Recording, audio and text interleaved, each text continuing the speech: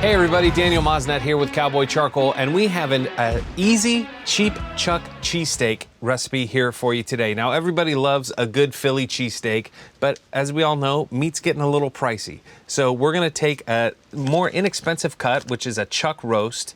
We're gonna smoke that for about an hour or so, get a nice smoke ring on that. Then we're gonna combine that with some beef broth, some onions, some peppers, and we're gonna let that all stew together to become a fantastic flavor. Put it on some hoagie rolls today, and they're just gonna taste fantastic.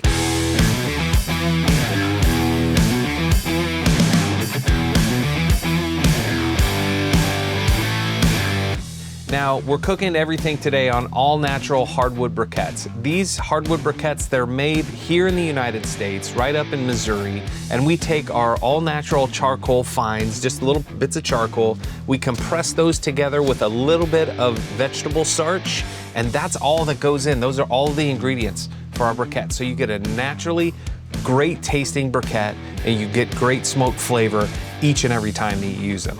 Okay, now let's get started with our Chuck Cheesesteak. Now here is a chuck roast. You may see some of those chuck roasts. You may be familiar with your mom making something with a chuck roast and cooking it on the stove all day long, but this is a great piece of meat. You can see all of the fats that are in there. You can see the marbling. And when you cook this over a long period of time, all of that fat is gonna render itself out into the meat, and that's where you get so much great flavor. So to get this started, we're really not gonna do a lot to it. We're just gonna take our chuck. We're gonna add a little bit of olive oil just to help our seasonings bind. We're gonna use Jack Daniel's beef seasoning today. A little bit on the front, a little bit on the back. Just kind of rub it all around. Again, just to help bind the seasonings. And we're gonna give a nice coat all the way across. Now, use as much seasoning as you like. I like to season this quite heavily because this is gonna be cooking a long time. Top and bottom, and make sure you go ahead and pat that in there. When you're done, you want to make sure you get the sides also.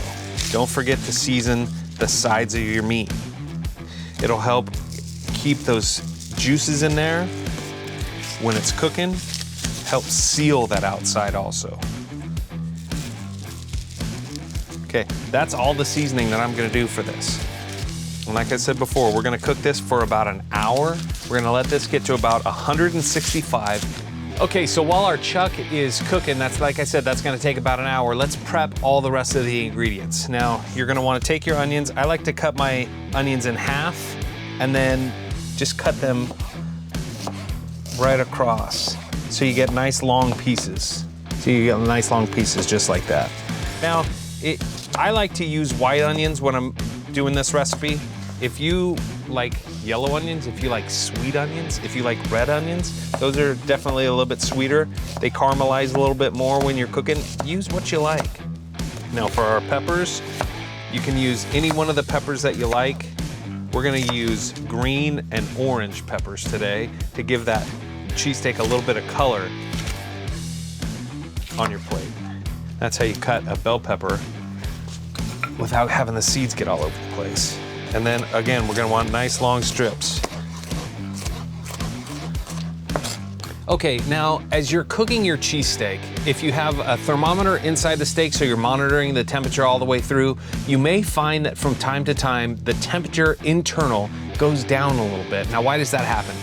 With a chuck, you have so many different layers of marbleization of fat that as that fat starts to melt and go back into the meat, the temperature will come down a little bit. So in order to get away from that, you can wrap it with a little bit of paper, you can put it in a little bit of foil. I tend to let that just cook on its own till 165, put it back into the Dutch oven with all of your other flavors, and that's like you're wrapping it up in foil, and it's gonna help that temperature get all the way up to 205 degrees. Okay, we've got our smoker running at about 300 degrees, and our chuck roast is at about 165. We're gonna put that in there. We'll add all of the peppers and onions, kind of mix those up a little bit, set those on top. A few more. Now we'll add our beer. You can either add all beer, you can add beer and stock. I'm gonna do about half and half, but you wanna make sure you have enough liquid in here so it helps this stew all the way down. So we'll do about half beer and half beef stock. All right, now that we've got all of our ingredients here, we're gonna put the top on, and we're gonna let that braise down to about 205 degrees for about an hour. And we'll show you how to build this sandwich when we come back.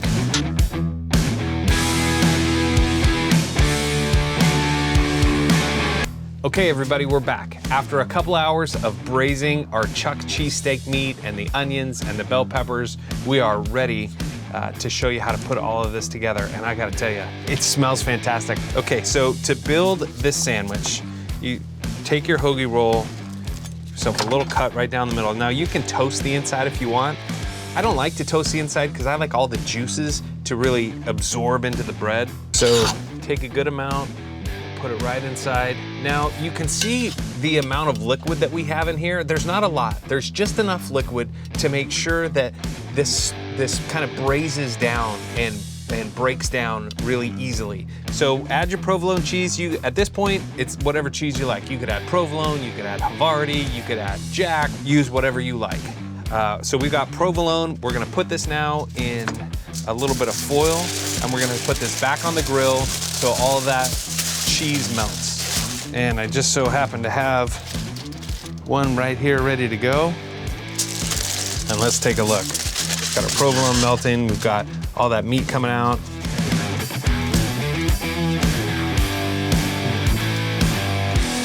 That tastes fantastic.